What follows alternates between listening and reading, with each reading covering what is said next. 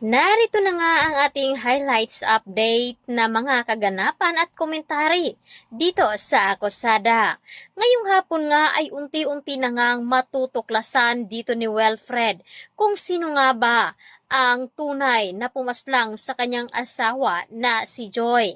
Agad naman na sinabi nga dito ni Ronnie kay Wilfred na baka isang tao lamang ang hindi pa nga nito natutukoy. At dito na nga sinabi ni Wilfred na baka itong si Dennis. Kaya naman hindi na makapaghintay itong si Wilfred.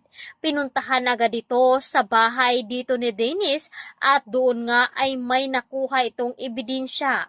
At dito nakumpirma na nga ni Wilfred na itong si Dennis ang may pakay at ito ang dahilan kung bakit napastang ang kanyang asawa dahil umano ay nagkaroon sila noon ng matinding relasyon at pagtatalo. Agad naman na kinakabahan itong si Wilfred dahil natakot nga ito na baka gagawin dito ni Dennis ang ginawa niya dito kay Joy. Gagawin niya dito kay Carol.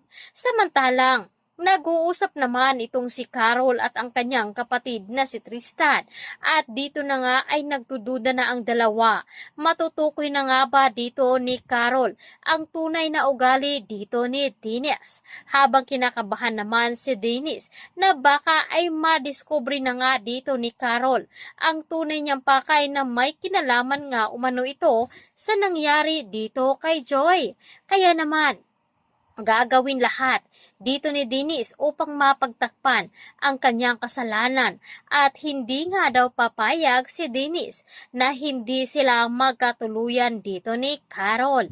At dahil dyan ay meron na namang gagawin si Dennis. Ngunit mauunahan nga ba siya dito ni Wilfred?